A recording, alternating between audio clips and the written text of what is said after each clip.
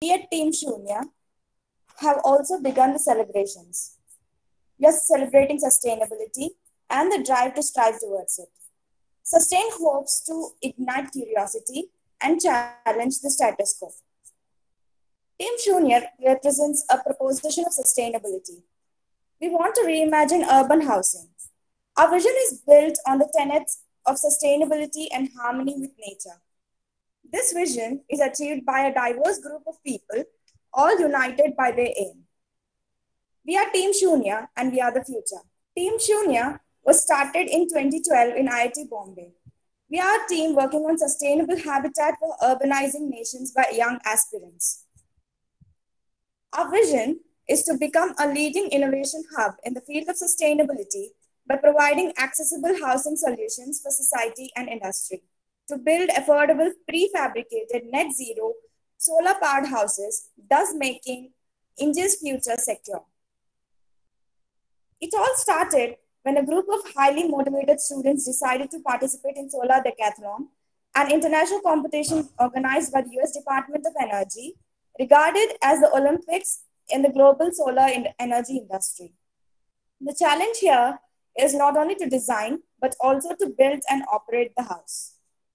And we proudly say Team Shunya is the only team from India to participate in this competition in 2014 and 2018 Building Challenges and the 2021 Design Challenge. These are some past achievements. In 2014, our project H0 was given the honorable mention in sustainability in Solar Decathlon in Versailles, France. And in 2018, the project Solarize received the Best Participation Award in Solar Decathlon at the Zoo, China. This year, Team Shunya represented the college in the 2021 edition for the Solar Decathlon Challenge, organized by the US Department of Energy. The Brainchild Project Dutch translates to efficiently deliver a sustainable design to redefine the Artist Village, a site in Belapur in Navy, Mumbai. Team Shunya has evolved to become a close-knit family of 40 plus students across all departments and courses. The team boasts various technical and non-technical subsystems proficient in innovating and implementing the ideas. Since its birth, the team has participated in international competitions, expos, and conducted various webinars and workshops on sustainable development. Here, we give a brief overview of what the team as a whole does during the competition. First, the tech teams employ different software to design, simulate, and analyze the project at every milestone, building it from scratch. The architecture subsystem is responsible for understanding and analyzing resident requirements for design, development, and analysis while considering aesthetics. It also works on incorporating passive techniques for optimizing energy efficiency into the project plan. The civil subsystem comprises two internal teams. Structural team works on the design and safety aspects, while the materials team selects the efficient materials for the house. The mechanical subsystem maintains and optimizes the thermal comfort, regulates heat, airflow, ventilation, air conditioning, and plumbing system of the house. The electrical subsystem deals with the electrical requirements of the house, such as energy demands, wiring, and house appliances. It also is responsible for designing the PV system to be deployed for powering the house. Finally, during the integration, a simulation of various subsystems is done after using the mentioned software to avoid any conflict while installing the subsystems on the site. Once we are done with integration, the team undergoes complete construction and safety training to ensure it is ready to build the house. Here comes the implementation, which is the best part of this project, as all the students are involved in the construction process. All the designs are put to life by the students themselves. All the team members are enthusiastic to learn and actively participate in the project building. The marketing and communication team carries out many activities throughout the year. We participate in various knowledge exchange programs and have interaction with eminent industries. Moreover, we organize various events like webinars and workshops to increase awareness about sustainability, energy efficient technologies, and increase our outreach to social media pages. Do check them out, for we post interesting content and news related to sustainable development frequently. Team Shunya received honorable mentions in various national newspapers and gained the attention of many government officials, scientists, and ministers. As this is a huge budget project, we reach out to industries and government sectors for sponsorships and equipment. Below are the sponsors who supported us in 2014. These were the sponsors for the projects in 2018 and 2021. The team takes pride in our faculty advisors and mentors who are always there to motivate and guide us through our projects. Without them, reaching this far would have been tough. This is all about Team Shunya and how we got so far, and we aspire to do more. Thank you. Now we have a speaker, Mr. Ronak Matai.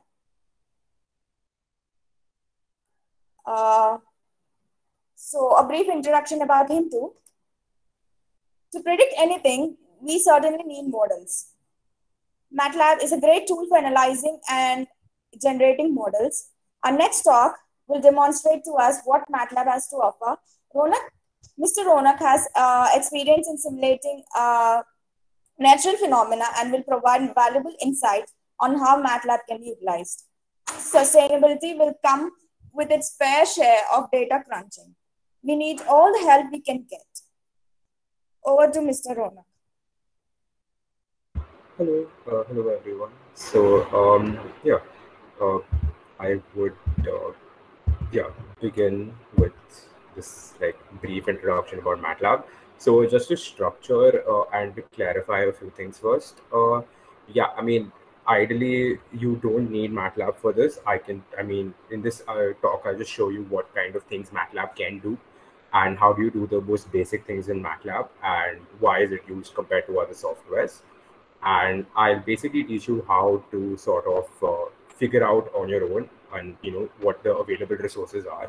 So I'll give you the basics and then I give you access to where else would you get material regarding MATLAB, right? So so I shall let's just begin. So essentially this is going to be, I would prefer if you all could just unmute and ask questions whenever you all feel like you'll have a doubt, because that would be much better for interaction. And I won't be showing my face on grounds of my computer might crash with all the with the heavy software that's open. So yeah, this would be it. And let's just head right into it, right? So MATLAB in itself is a combination of everything that you could possibly do, right? So currently we use Python, as a majority of people use Python for data analysis, say libraries such as pandas, numpy, etc., right? And even matplotlib. MATLAB takes those libraries and makes it more easily accessible and makes it easier to analyze and easier to use. It has functions for machine learning. It has functions. Basically, if you've ever used a software like, say, Spice for electrical simulations, MATLAB has tools for doing those as well. And essentially, MATLAB is a combination of all scientific software you probably need, in my opinion, because it is used for a wide variety of fields. So in a sense, it's going to be sort of an unpaid sponsorship to MATLAB, but yeah. So essentially, MATLAB stands for Matrix Laboratory. So matrix is traditional tabular data. So 2x2 array or 1x1 array. Any tabular data would be your matrix. And it has traditional plotting applications in a very similar to Python coding format, which I will show you all later on. So if it does the same thing as Python or say Excel, then why do we tend to use it, right? So in a sense, there is a thing called Simulink, which is an additional tool to MATLAB, which helps you to make model-based designs and helps you to make these designs in such a way that you could easily analyze the data. And in my talk, I'll tell you how do we use Simulink in the most basic way possible and show you, what kind of models can be made, and you'll come to know about that. So there are a range of tools in pretty much any field you can think of, right? You have machine learning, you have computational biology, you have signal processing, you have each individual toolbar. So MATLAB as a software comes in a format where you take one toolbar. So you download the software and then you can take add-ons whenever possible. So these add-ons are depending upon your use. Say, if I want to make model-based designs, I would take Simulink as an add-on. If I want to use signal processing applications, I would take that as an add-on. If I want computer vision applications or image detection applications, I would take that as an add-on. And moreover, it's got an amazing community and tutorials are widely available. And the website is, in fact, very helpful for you to get whatever information you want. And yeah, so essentially, this is it, right? If I want to train a network, it just has a function to train a network. You don't have to define your, you don't have to tune your network the way, you don't have to set up the network like you would have done in Python using any one of his libraries. And Matlab makes all this really easy. So you can focus on the science, you can focus on data analysis rather than, coming on and saying, okay, I'll have to sit and make this code, I'll have to debug this code, I have to learn this library. You can just search up the function, use the function, and you sort it. So you can concentrate more on the science and, fine tuning your materials or analysis. So I'll just go via the installation of Matlab because that usually is a bit of an issue here. So just it is on MathWorks essentially. So that's it's called matlab.backpost.com. It's a very famous website which also has an online editor. So for you to try out Matlab, if you want to really, before you actually download it, say you want to try an application before you download it, you can try it out here and then waste your computer space or whatever.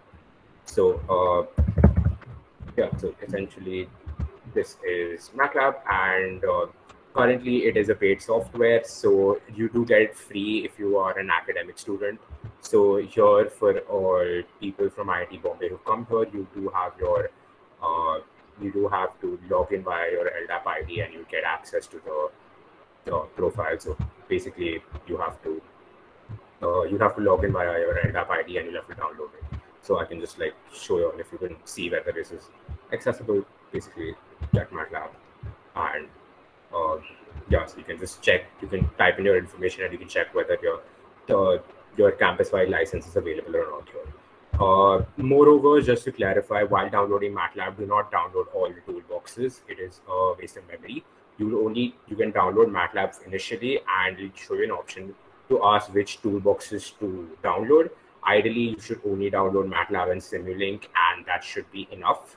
And then depending upon your application, and if you really need a toolbox, you can specifically add that on in the software itself, right? So yeah, any specific doubts regarding installation, you may shoot now. Then I move forward with what does the software interface look like, etc., etc. All right, I think I'll continue with that case. Right, so Matlab in itself is also a very heavy software. So beware to, when you're using Simulink, it's better if you use an offline version than an online version. And yeah, also there are versions of Matlab titled A and B. There is absolutely no difference between them. It's just been released at different times. If you see Matlab 2021A, that's just been released in the summer, and Matlab 2021B is just been released in September. So that's pretty much it. So one more thing I would like to add before I get into the software is the community and the on-ramp courses that Matlab has to offer. So initially, yeah, so on the website itself, you have self-paced courses which are free of cost, right? So let's say you wanted, let's say I will show you some code, but if you don't really get that, for example, you can go to Matlab on-ramp and you can refer it quickly. And for example, this takes just 2 hours to get started with the basics of Matlab. So it's a very easy software to learn in the first place. Similarly, for Simulink, you have on-ramp. And let's say, for example, this is something new, right? You want to do circuit simulation and you want to graph inductors, capacitors, and resistor circuits. In that case, you would use circuit simulation on-ramp. So you just click on this, then do the 2-hour tutorial, and then you're fully equipped to make whatever model you really have to do. So it's, again, you have a lot of people who've made these things with different, say this is for chaos, for example, this is for linear algebra, for image and signal processing. You have a lot of tools already available, so please make use of them, basically. So yeah, that's basically about the self-paced courses, which are going to be really helpful. And yeah, so now I'm just going to give you an on-ramp of the on-ramp course, so you can just like quickly realize what the basics of MATLAB are. Right, so let's just go to the MATLAB interface now. So I think I'll just start from the scratch. So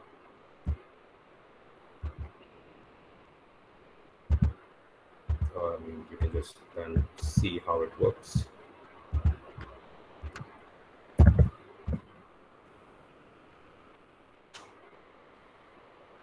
Right, so yeah, essentially MATLAB's workspace is divided into three different things altogether. So this thing on the bottom you see is called the command window. So you can type commands in here, and I'll show you how to do that. This is like a command line in any other language. You can just multiply and you get answers, etc., etc. So that's what the command window does. Your workspace is what stores your variables. Like, see, so answer is a default variable that MATLAB uses when you don't assign a variable to 3*5. So if I do something like a, which is 3 into 5, I get a equal to 15. And when I look at my workspace over here, it shows that I have a variable a named 15. But if you don't, allot any variable name to it, MATLAB will automatically store that data in the variable answer. And that's how the command window basically works. Again, you can divide, multiply, add, all of it. Right now, one more thing would be, again, current folder access. So when you really want to like load MATLAB files, you've got to store it in a safe place, evidently, and you can use data according to the folder you select from here. Choose the folder where the data is available, then click on it and load it. Right? So if I click on this file, for example, it opens it up for now. Now again, for rearranging your data, certain times this gets very messy. So for example, this arrow on top of here would so you can minimize this part of it. So like this is the current folder section, so I don't need it right now, so I'll minimize it. Now this brings my command to a command line a bit large, so I can even, for example, if I want my workspace in another tab, I can just undock it and then it's there in another tab for me to see. So essentially that's what you can even do the same thing for the workspace itself, and it'll work basically. Now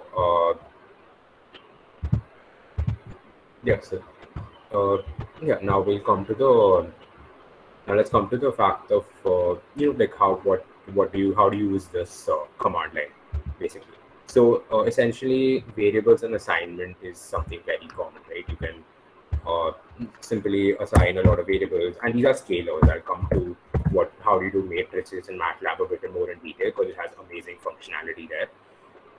But yeah, these are basically vectors. I mean, basically single variable scalar terms. So yeah, again, b is equal to 3 plus a.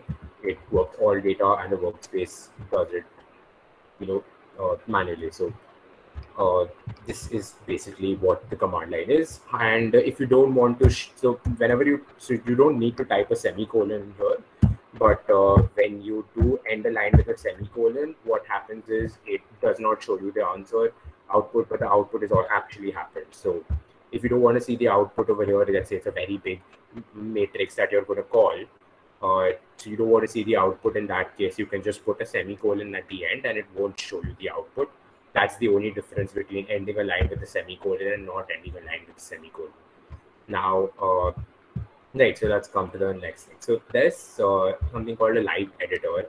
So live editors are basically notebooks. So if anyone has ever used something like Jupyter or Google Colab, that would essentially be basically it. So it's a new live script where you can present this document as a combination of code and text, and this really helps in data analysis, right?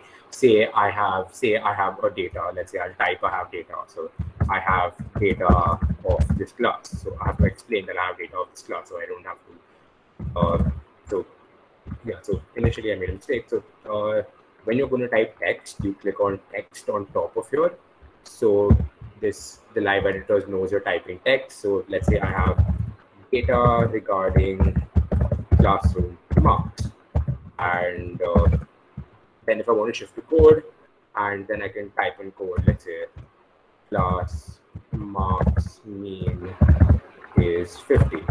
So then I save the variable name 50, and so I can say class marks mean plus 30 equal to whatever. So then I can run the section. So if I run section, it runs only the section of code where I have where my cursor is. So see, and like I said, like I didn't put a semicolon here, right? So it did not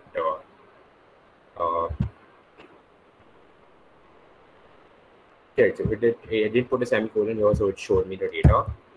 But yeah, I have to do this. You can't really need to have full statement, right? So class marks is equal to class marks plus 30. So again, so if I did here, see, there's no data because I didn't put the semicolon, and similarly, to show you that semicolon just changes the output on the side, and you can change the way your editor looks by putting your output below your code, and vice versa. There are 3 different modes of like visualizing this data.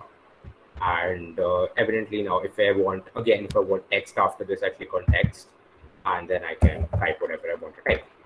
Now, one more advantage of this live editor is you can make it really interactive, right? In normal cases, you have to read every text and you need to modify variables, especially when you're making, let's say, a live file to show to someone, right, how it works.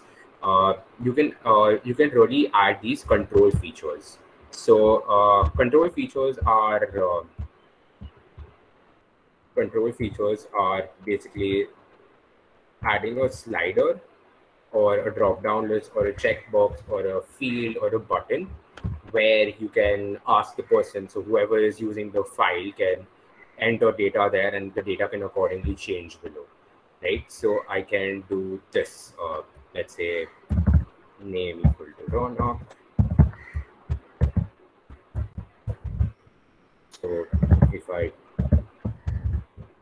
do this, yeah, it shows my name, right? So simply let's add a, let's say, a field. So in this case, just I'm going to write enter name, data type string, run current instruction. All right. Now, so I can just, so yeah, so now basically when I enter thing here, it saves it in answer, right? So what I can do is I can ask person to enter the name here, and I can say display answer here. So answer plus say let's say answer plus 2. So if my name was Ronak, and if I put name there, it would have initially come to Ronak and 2. So when I type answer plus 2, you can enter text here, and essentially it modifies that. So using this, you can sort of take input variables, and similarly you have numeric sliders where you can enter label, you can collect your minimum and maximum values with certain step values. So like the slider will only work from, let's say, -100 to 100. So yeah, just because I haven't really allotted a variable to this, right? So that's why it's not done properly, and it has to be on 2 separate lines. You shouldn't do this way.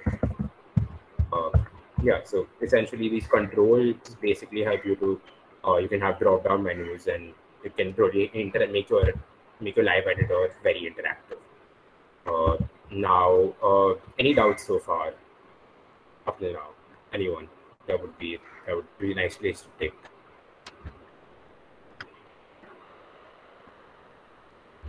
All right, so the checkbox essentially can also help you, enter if a value is say 1 or 0, if you're doing true or false. Say you're dealing with logic gates, or you're dealing with any input that requires binary, you can use checkboxes, and they're a really effective way to just enter a variable. Now let's come to the most important part of MATLAB, right, which is matrices and arrays. Now, so essentially, it's much needed to know the difference between the four because your operations were heavily dependent upon it. Column vector moves downwards. It is represented by a size of 1 cross length, which would be 4 in this case. So column vector is the size of 1 by 4. Row vector is the size of 4 cross 1. So number of rows into number of columns. That is the standard followed throughout MATLAB. And then a matrix and a scalar. So scalar is just normal numbers you've been using till now, and matrix is a combination. So I can show you how to make matrices in, let's say, I do not know what my workspace is called.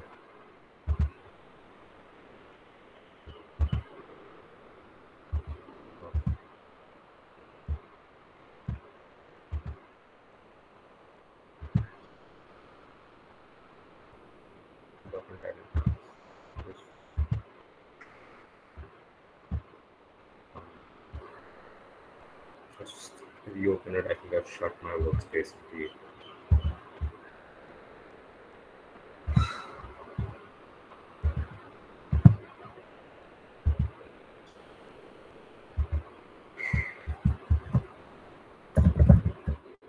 So essentially, when you have to declare a row variable, right, you have to write it in the form of like in parentheses without any commas or anything in between. Okay, so yeah, okay, that's how I had to show my workspace. All right. So again, I can dock it back. So don't use it again. Yes, and that works now. Right. So now let's just make a few variables on the current, like on the command line to like work it out. Right. So let's say I have variable row vector,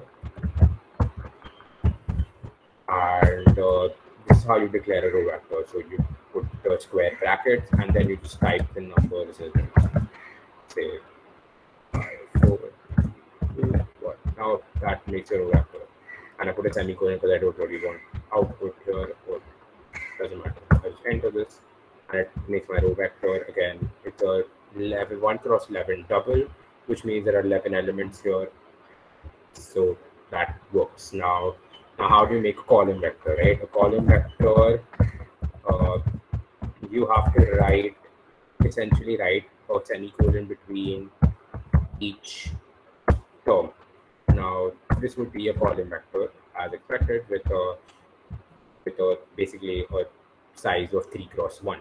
Now again, writing semicolons does become tiring, right? So I can just make a column vector by writing row vectors and writing this transpose operator on top of it.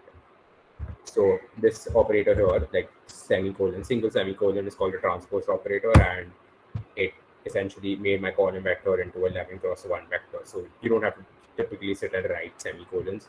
I can just write column vector is equal to 2, 3, 4 and semicolon it, and then you get the column vector. So that's a much better way to do it. Now, right now we write matrices, right?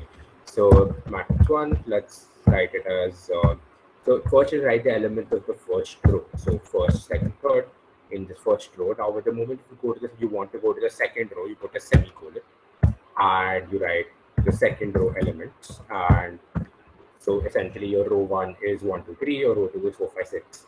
So essentially the format that MATLAB follows is the moment you put a semicolon, it starts a new row. And as you can see, that makes more sense now that you've done the column vector. So you see why you're putting a semicolon after each element so that it goes into a new line. So that's how matrices are written. And also you can write matrices in a more, I think, better manner. Let's say matrix 2 is just, you can even put functions over here by saying absolute value of -2 or square root of 4 semicolon 3, 5. Right, so it does give you the outputs of basic functions like absolute and square root, and you can use this to make your matrix, make your life easier basically. Now so that's how I showed you. Obviously you can also write powers in here. So powers are represented by an upward arrow. in this programming language. And yeah, now so let's go on to some easier way to make vectors. So essentially, say I want a linear row vector from, let's say, 1 to 100. So I will just type 1, put a semicolon, and put 100, and it automatically gives me columns which show 1 to 100. These columns 1 to 30 comes when the size of the variable is too large to display. Now, let's say I want only variables from 1 to 10. So this also does the same thing, 1 to 10. So when you put only a single semicolon, it by default chooses a jump of 1. Now, if I want, say, a gap of 2, I will type 1 space 2 space 10. It starts by 1, 3, 5, 7, 9 till it reaches the closest value to 10. So 2 just indicates the jump between the variables, and 1 and 10 is the starting and the ending values. So essentially, you can do just that. And again, semicolons to make it. Okay, so it's here. I think you should write it as write it separately and z as z dash, which makes it easier. Now, again, now there's something called a line space, which basically divides your, which basically indicates that, okay, so now you write the initial value has to be 0 and the final value has to be 1, and I just want 5 elements, right? You say, you don't tell like how, you don't define the interval. You're like, I want 5 elements from 0 to 1, and that it just gives you when you use the term line space. So this line space, right? So save it, a equal to line space 1 to 5 at a space of 8. So see, it gets me 8 variables from 1 to 5, and it can be very erratic and it can still work. Now, they're obviously equidistant variables, so the difference between 1 to 1.5714 is the same as 2.149 and 1.5714. Now, right, let's move on to the next kind of thing, which is, so there are a few functions here which can help you define random variables. So, for example, the random function, random of 2, gets you, essentially gets you a random matrix of 2 by 2 size with this configuration, and a random function of, if you specify the size here as 2 rows and 3 columns, it gets you that. Similarly, ones and gets you 2, 3. So when you say I want a ones matrix of size 2 rows by 3 columns, you're going to get an X matrix of 1, 1, 1, 1, 1, 1, 1, 1, 1. So essentially, that's how it works. Now, so there is one really important thing in Matlab, is that its arrays don't start from 0. So you can start off writing, and it kind of, for like, you might depend upon your opinion whether it's a good thing or a bad thing, but it's so if I type a and in brackets I type 1, it gets me the first value because 1 is the first value over here. But a and 0 has nothing else. Like your usual programming language uses 0 as a starting value, but this uses 1 as a starting value. So that's a really important thing to keep in mind while dealing with matrices here. So again, so you can also use the semicolon operator to sort of print out multiple values. Say I print out a from 1 to 5, right? This basically prints out a from the first to the fifth value. So first, second, third, fourth, fifth, and it stops here. And that's what a from 1 to 5 means. Now I can also use this for assignment purposes, right? So I could essentially say a of the, let's say, okay, I can also use this term called end, which means the last variable in the row. So when I do a comma end, I can write this as, say, 6. So it changes the value of a such that the last variable is 6. And if I can do a end minus 1 is equal to 4, it changes the value of the second last variable so that it's 4. So it's end minus 1. Now, you can also use this as, let's say, minus 5. So, yeah. Now, let's say I want to change these values, right? I want to change these values to minus 4, minus 3, minus 2, minus 1, 0. Now you wouldn't want to write separate lines for that. So this is the second element, and this is the third, fourth, fifth, sixth element. So you start from the second to the sixth element, and you replace it by a row of -1, -4, -3, -2, -1, and 0. And initially it changes the value of a such that these remaining 4 in the center get replaced by these automatically. So this is how you're splicing. It's called splicing, and it's really useful. Now, right, so this is basically it. Now, again, if you have a matrix, it does help to use a semicolon operator just like that. So this indicates all the rows or all the columns where you used it. Now, let's say I had a matrix. What was my matrix? I had a matrix 1. Yeah, so this is my matrix. Now I want to access only the first row. The first column, right? I would write matrix column. So row is all rows. So all rows and first column. Done. All rows and first column. And see, that gets you your answer because of the variable. Similarly, I can do matrix all rows and second column. And yeah, in the command prompt, one important thing is I can just simply use my up arrow. When you click your up arrow, it goes to the last command. So that's a very useful thing as well. So I can just say second row, all columns, and it gets you this. Now, yeah, so this is basically for accessing array data and like using numbers. Now, also it has added functionality, right? Now, again, you really don't want a variable to have 100 values, so that's not visible, and you can divide that into a matrix. Say I could have done the matrix 1 as I just want to represent roll numbers in say in this matrix, right? I could have represented matrix 1 from 1 to 6 in one row, but I chose to divide into columns, so it's more readable to me. Now, but I say I still want to access it individually. So in that case, you can just use so matrix 1. When you type this, for example, it automatically chooses. It basically has a single indexing function as well. So it works this way, right? The single indexing function. So this 1 becomes your first element. Your 4 becomes the second element. So it goes column by column by column. Its second becomes your third element, your fifth becomes your fourth element, and etc.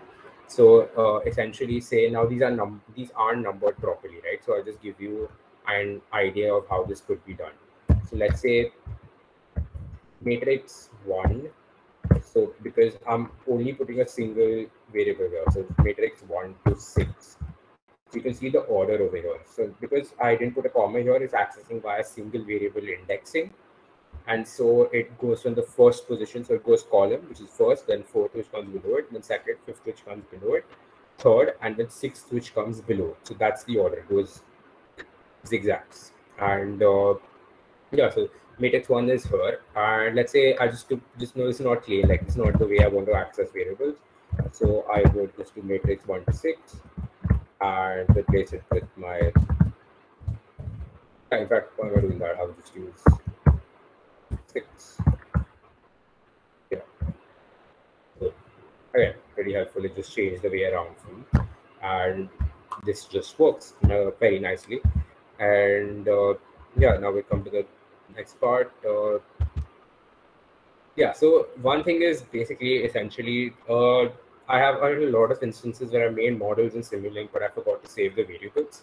So it's important to save and load these variables. Now let's say I have workspace filled with so many variables, and I want all of them later on when I'm using data, right? So I can just write save and write a file name. So let's say talk matlab dot dat, and it saves it in your working directory country, which is Matlab. It should have saved it that. Please.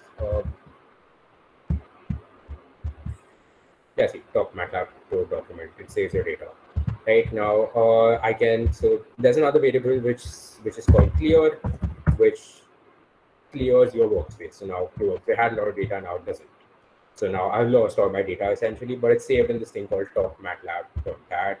I can do CLC. CLC clears your command line as well. So, but it doesn't lose your, it doesn't lose the last, it doesn't lose the history of the command you done before. So you can still access that. Just looks neat. And now, actually, I want to access this workspace again, right? So I would write load doc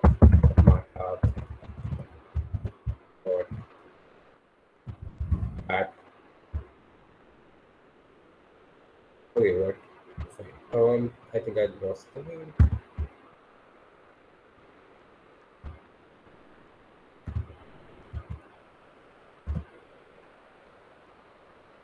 Okay, I made a mistake. So .dat files don't really are not really for saving this kind of workspaces. I can change it out at the m equal to 4, x equal to 3, a equal to 2, save in doc. Right, so these are the variables and clear. Right now, let's see and load. Yeah, okay. So the issue with this was that I saved the documents in the file format called .dat. So Matlab does not have compatibility to read those files back into like workspace data. So essentially, you just write the actual format should be. Let's go check what the actual format should be, and the actual format is Matlab data, which is it's .mat, not .dat, and that's how you save Matlab data. Just write a name, the extension will automatically work itself out. So that's how you save and load workspace data, because you're going to, when you're working in Matlab, you're going to work with like a large amount of data with a 1,000 by 1,000 matrix, for example, and in that case, you don't want to use it. Now, vector operations, right? So one nice and clean thing about Matlab is you don't have to really, if you're adding individual data, and you can have vector and scalar properties as well together. So let's say I have a matrix of 1, 2, 3. I can just add x plus 2 and it gives me the answer of 3, 4, 5. So it automatically independently adds one element by one element, and this is very helpful. Now, similarly, you can do x star 2 and x divide by 2. It will all give you like the respective output. Now, what else? Right. So there's also matrix multiplication and matrix and individual element multiplication in matrix. So let's just make a row vector, right? Let's do this space 1 to 4 in 8. So this is a 1 cross 8. Now I'll just do let's do a star. This becomes an 8 cross 1. Now again I write p equal to linspace 1 to 5 to again 8 elements. So as you notice, A is a 1 cross 8. No, it's 1 row. So you have 8 rows and 1 column. So it's 8 cross 1, and B is a 1 cross 8. So you can multiply that. So A star B gets you a full matrix. So matrix multiplications work that way. However, say let's say I bring A back to a row vector, and I want individual element multiplications. I can do A dot star B. So this is basically multiplied each individual element of A to each individual element of B. So 1 into 1 is basically 1. Similarly, you can see 4 into 5 is 20.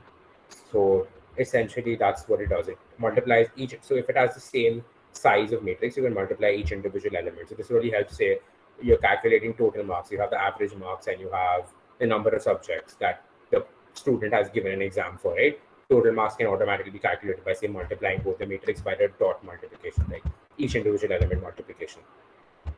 So now another good thing about this is like the maximum function. Essentially, square root is basically does this, right? It can take your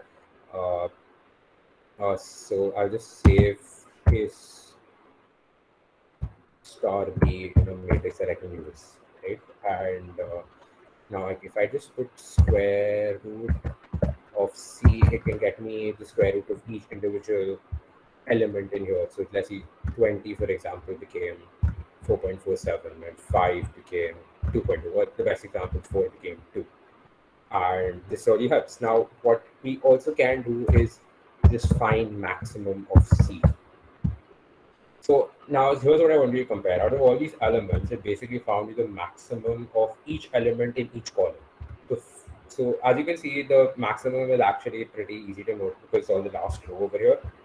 So it just took out the last row. But let's say if you have m as 1, 3, 4, comma 0.2, 4, and 3, that's not going to be the last row itself, right? The max of m brings you 144 here. So 4 is the maximum in this column, 4 is the maximum in this column, 4 is the maximum in this column.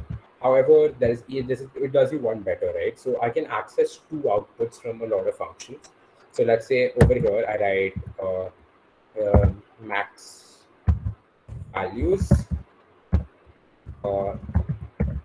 and max indexes, and this will give me, so the first output will give me 144 like it did over here, which is the max value, and the indexes basically tell me which row did the maximum value come from. So the maximum value in the first row here, the maximum value in the second row here, the maximum value in the first row here. So a lot of like functions which give you multiple outputs, and you access them in this format.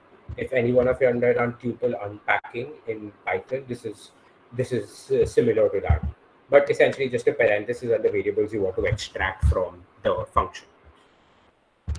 Now, yeah, so these are quick vector fixes, which I went through. Right, so size essentially gives you the size of the matrix. And again, a similar way you can extract both the rows and the columns in size. So this works very well. Right, so help on Matlab, right? This is one of the most important parts because you're going to have to search up functions on your own. And let's say I want to search up how to plot random integers, right? So just go on the top bar over here and random integers. And this will give you a documentation on random integers. So so documentation usually takes some time to load. But yeah, so this, for example, is a random permutation of integers, and it returns a row vector containing the random permutation of integers to 1 to n. So just use the function, search up what you need, use the function that comes up. As simple as that. Now, right, so let's go back to, so now plotting, right? Plotting is something that is very essential because that's how you're going to do data. So I have a few tables here, again, which I can copy later. So let's just plot. Let's just open a live editor for this data.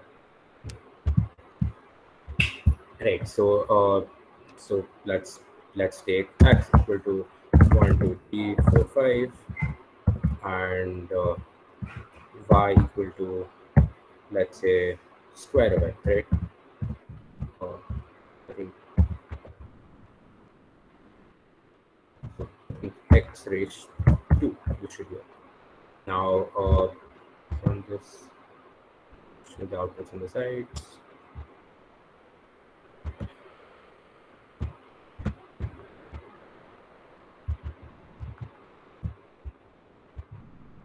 Right, so again, you realize that whenever there's an error, it does not realize it will not raise. Mostly a dot operator indicates scalar, so you can just add a dot over here and like, okay, that's how you raise powers of each individual element. Now let's say I just want to plot this, right? I can just like plot x, y, and that gives me the curve of like this. You can see that.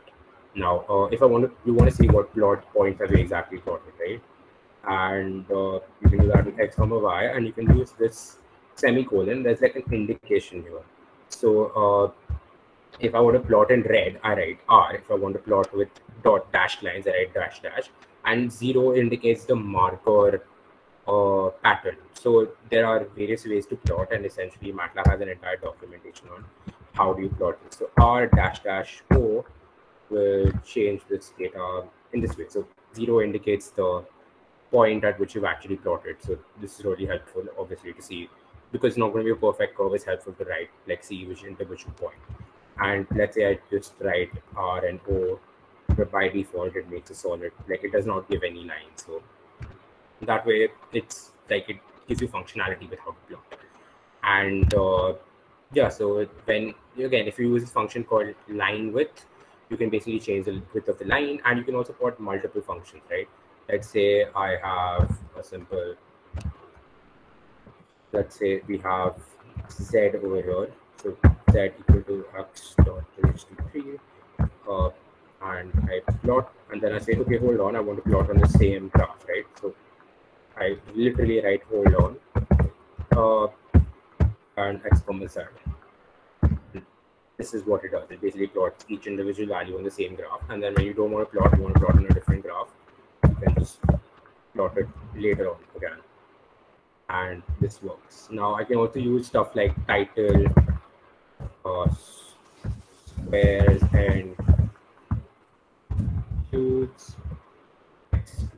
X label is numbers, Y label is squares and cubes, and that's it. It just makes it, write it down, and you can also add a legend.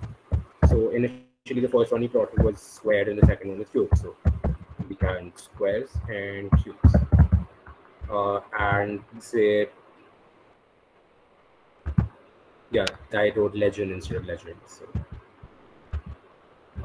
yeah, just run it, and right. So it's pretty simple, and you can see how much more convenient is it compared to Matplotlib. So it's just plot and hold on, hold off, title, X label, Y label. Everything's very clear and nice. So that's what makes Matlab so great. Now there's also a thing of tables, right? So if anyone use Pandas library, you would likely want to use tables for when you're doing data analysis. So I can say, do this. I can say last name is, with semicolon, because here I'm going to write a column matrix. So I need to put semicolons over here. So then age and then smoker or whatever. So then you write each individual vector that you're writing, and then you write it in the form of a table. So patient is the table name, and you write table in parentheses, and you write all of this. I have, since this was quite a long code to type, I got a table from here, and I just copy these. Right.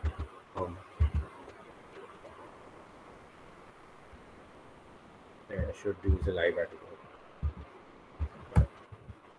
So this is the table now. Right. So see, as you can see here, a table automatically makes it, but the variable names are not given. So ideally, you can write t.properties.variable name and change the variable of each individual this time. And again, you have functionality here to find the mean, find the weight, find the height, and see, you can see how Matlab does almost everything with like pretty conveniently easier syntax. Now there's something which is logical indexing, which is super sweet, right? If I just write, say, a is a variable such that 5, 10, 12, or 10 is not equal to 5. So run. Yeah, my God.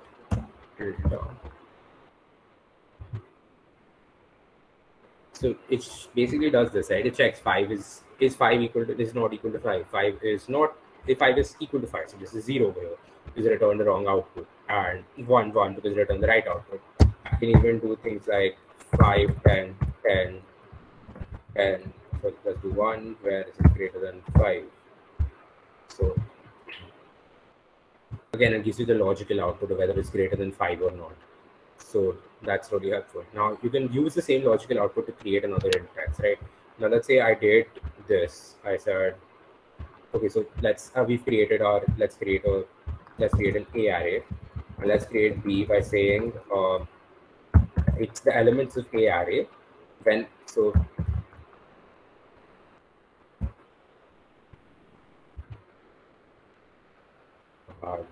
force of habit of using exclamation mark for. It's super simple here. So it basically went to the entire array, so whenever A was not equal to 5, and it printed that out into B. And in fact, there is something much better over here. So let's say if I put 20, right, I can say, I use another variable here, right? I'm said, okay, whenever the value of the variable at index of A is not equal to 5, that time add the value of C of a similar index to B.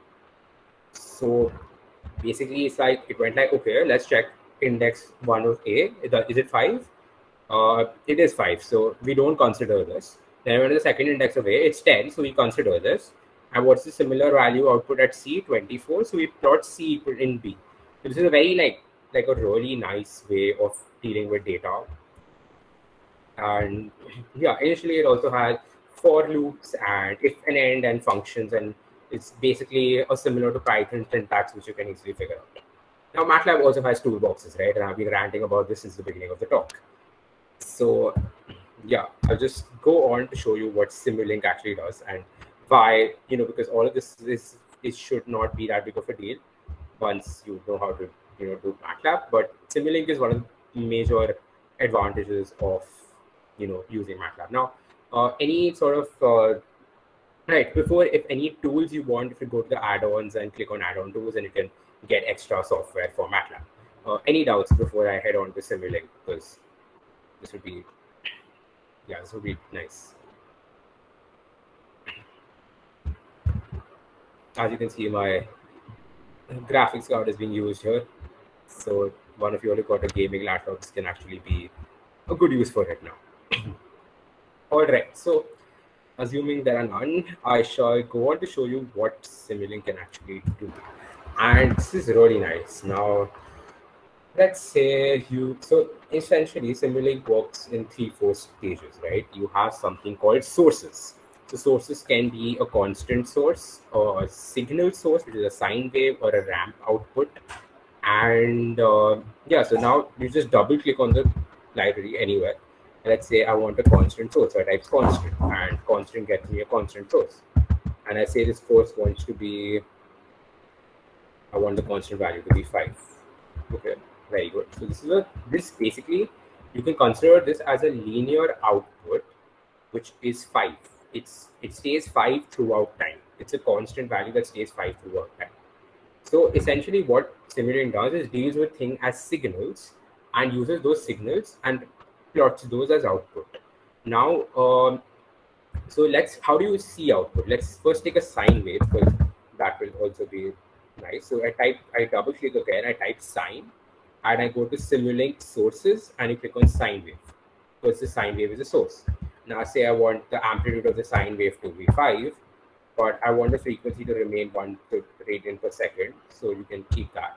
So basically double click on each variable and you can change the parameters of it.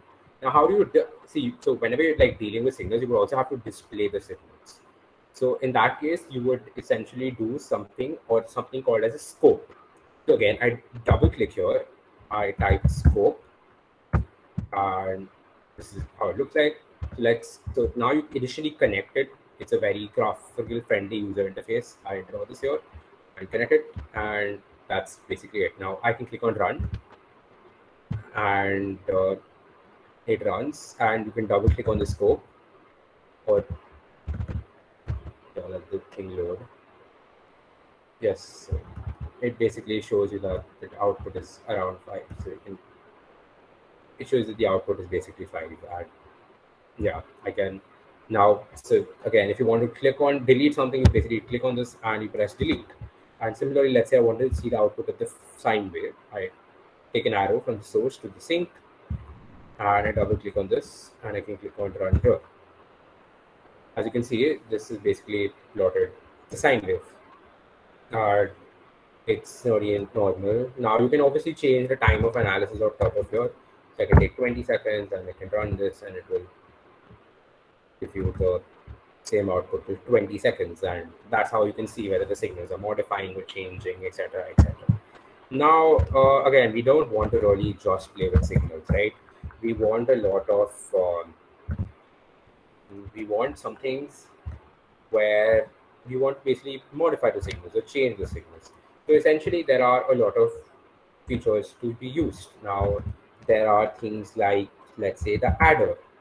So we can add in this. So basically, just click the adder, and let's say I want to add 5 to my slope, and it gives you the output. And I click on run.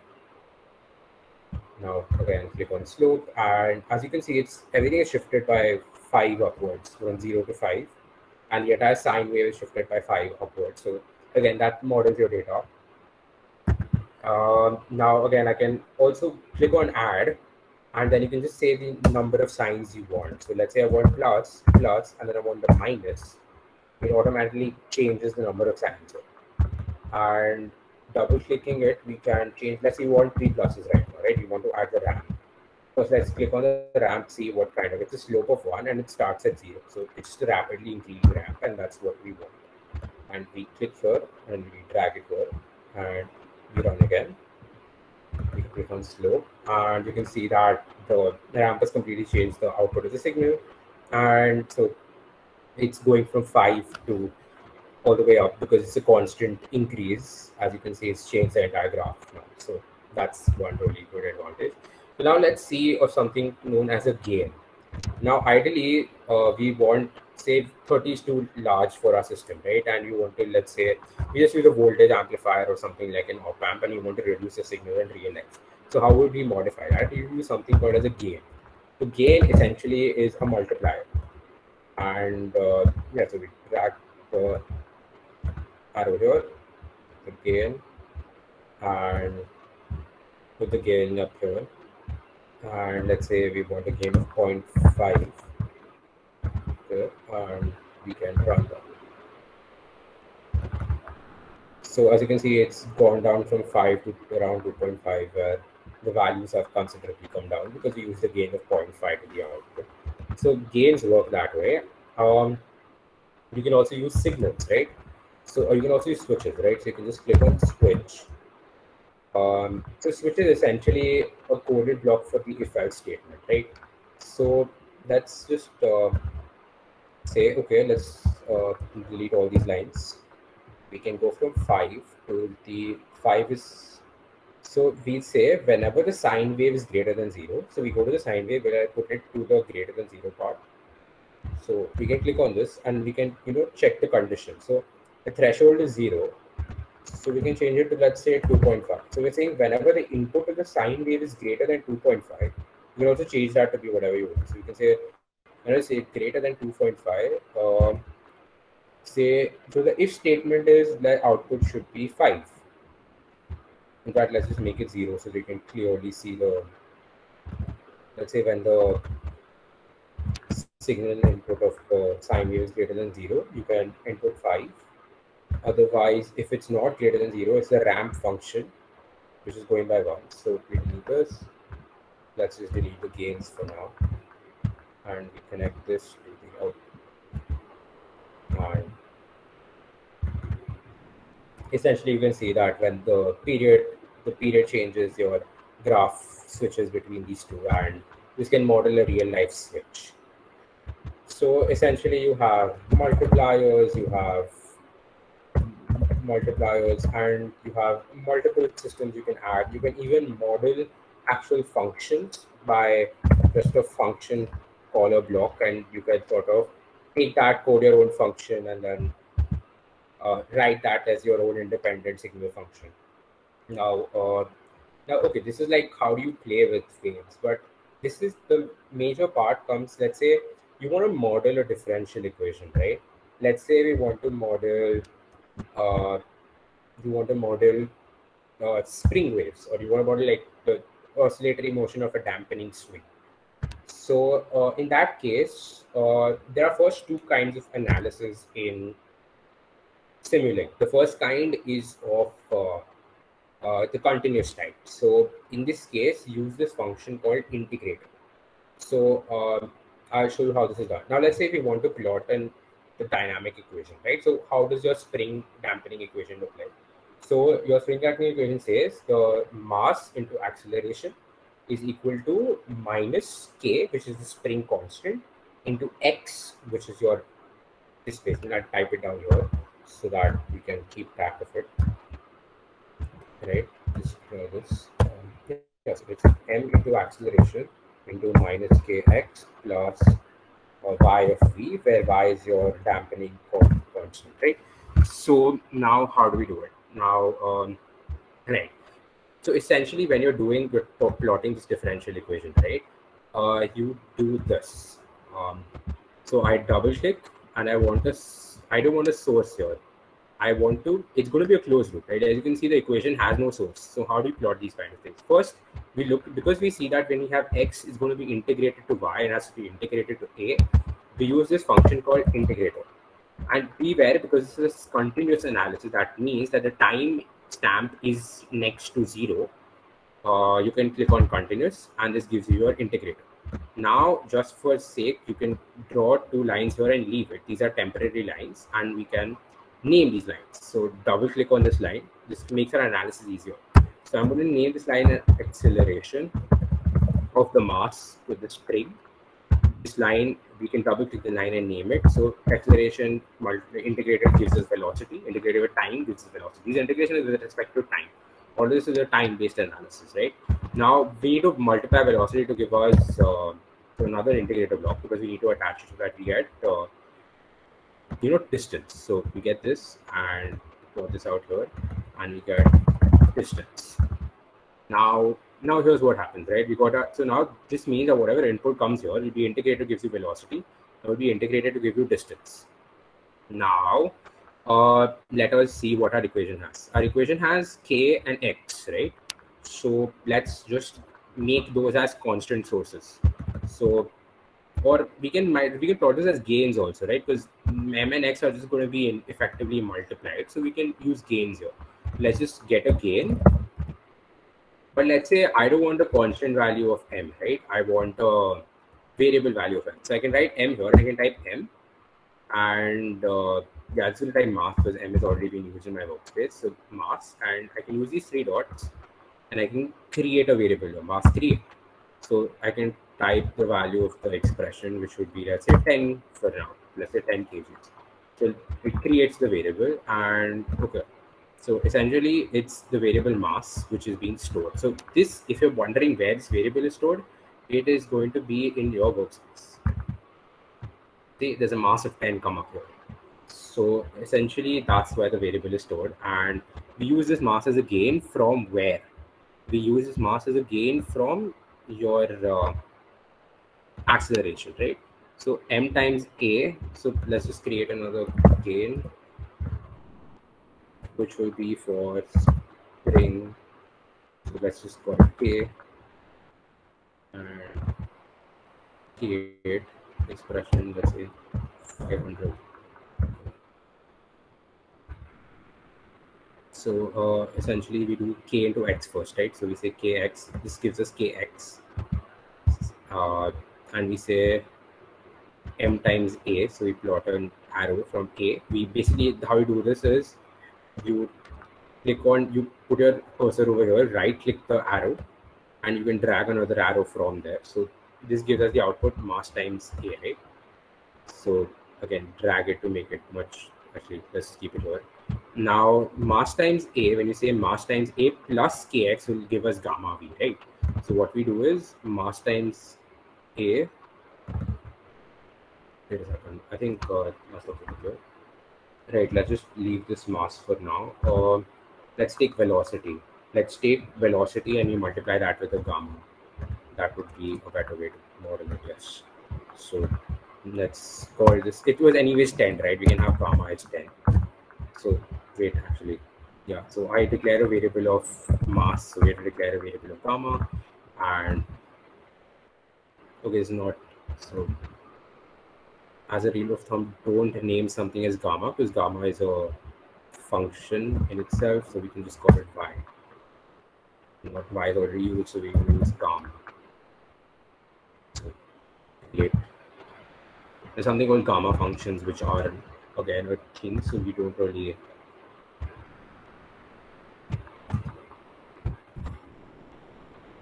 Okay,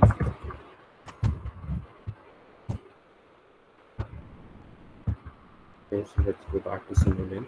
So now, so essentially, let's draw a line from velocity, and gamma comes here. Now, what do we have to do? We have to multiply kx by minus kx and gamma v by plus kv. So we put an adder block, add, and we say minus kx plus v, right? So we go here, we say minus plus, and we say, okay, this comes here, we draw this here, chain comes here, you go here, and essentially your output of minus k and gamma v comes here. Now you realize why I left acceleration to the end. So as a rule of thumb, always keep the highest degree of your differential equation on one side and the lowest degree on one side. Try to get the entire output from the lowest degree, and then you can make the model as a whole. Now I got this as an output, which is now you see this output has been multiplied by 1 by mass, right, to give me acceleration. So let's multiply it by 1 by mass. So again, gain, this time the gain takes a thing of 1 by mass. I don't need to define it again because mass is already defined in my gain workspace. So this is my gain 2 for this is drawing this to here and this to acceleration. So you can just draw this here and it's a nice complete full loop. Yeah, that's now for you can always flip this, right click and rotate and flip for like, just like to make it look nice. And yeah, that's pretty much it. Now we're saying we've this modeled the equation. Now what? Now you see it. So essentially we have to put a scope, and let's say we want to see the distance, right? So we'll put another line out of the distance and we plot it here. And now we can run this. Correct. Now why is this happening? So essentially we didn't tell Matlab from where to start.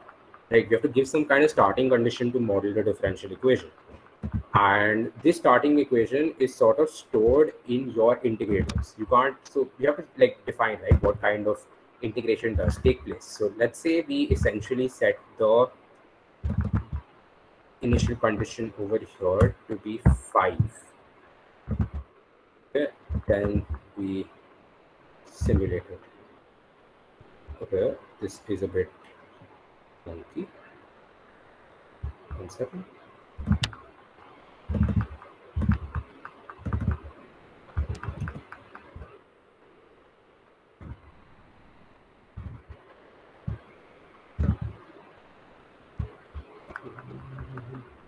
It was going up till 10 raised to 43. I'll do something about that.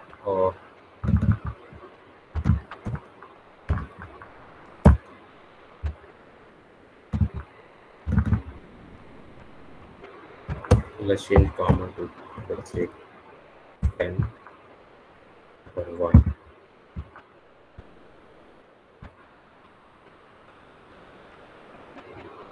Okay, so untitled 1 gain.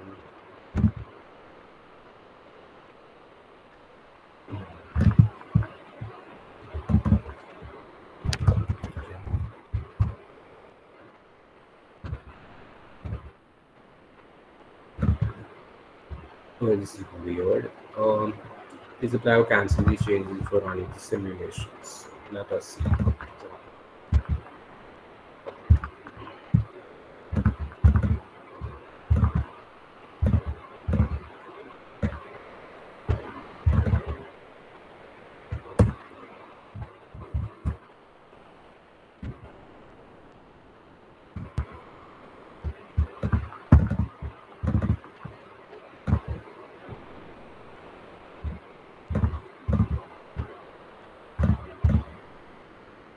Right, so I had clicked something here and I hadn't clicked on OK or cancel. I just canceled the top over here. So it didn't know whether it should accept my changes or not. So essentially that's what went wrong. And let's see this code again. This code is acting very weird. Yeah, so I think let's keep the distance as 0. The initial condition is 0, and let's keep the initial condition of acceleration as 9.8 because that's kind of what it looks like. Let's run it again. Okay, so let's increase the analysis time maybe. That might give us a bit of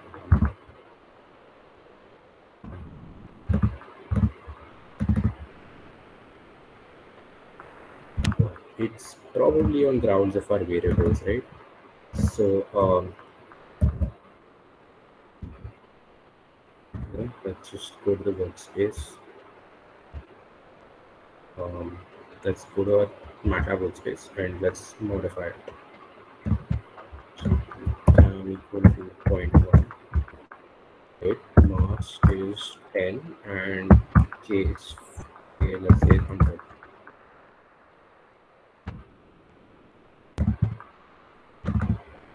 Right, so now you can see the dampering taking place.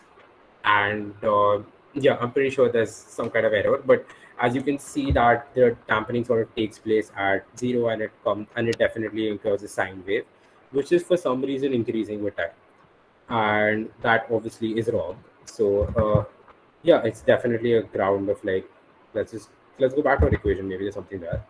Maybe if I put this as a minus sign, let's see what comes here, right? Because dampening is increasing with time rather than decreasing with time, and that makes more sense because you're so basically the differential equation was sort of wrong, and you can see that the dampening decreases with time, and therefore it should have inverted it that way.